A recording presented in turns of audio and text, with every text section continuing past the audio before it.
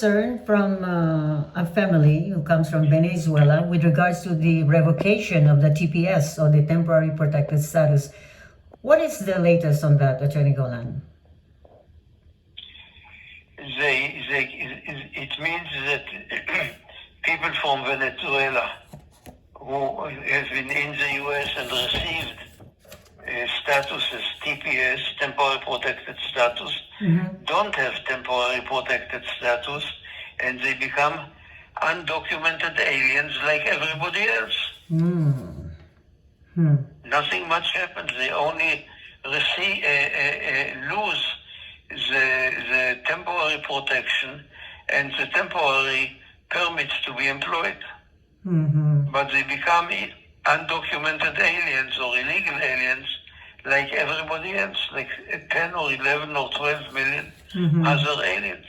But like you said earlier, if they've been here 2 years and then they can prove that they don't have any crimes committed in the past, they can be subjected to a deportation hearing and perhaps can stay here to face another hearing, correct? Perhaps. So that's good news. What is the difference between political asylum and the temporary protected status? A political asylum is something that is granted on some limited basis. Okay, there have to be some very specific events that makes you eligible to political asylum. But TPS does not depend on some individual event in your life.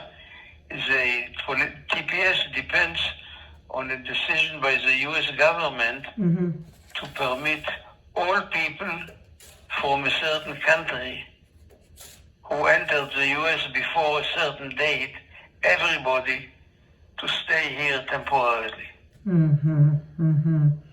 I see. We're talking to Atty.Jack Golan of Hopkins, Shami and Golan Law Offices. His telephone number for a free initial consultation is 213-383-3222.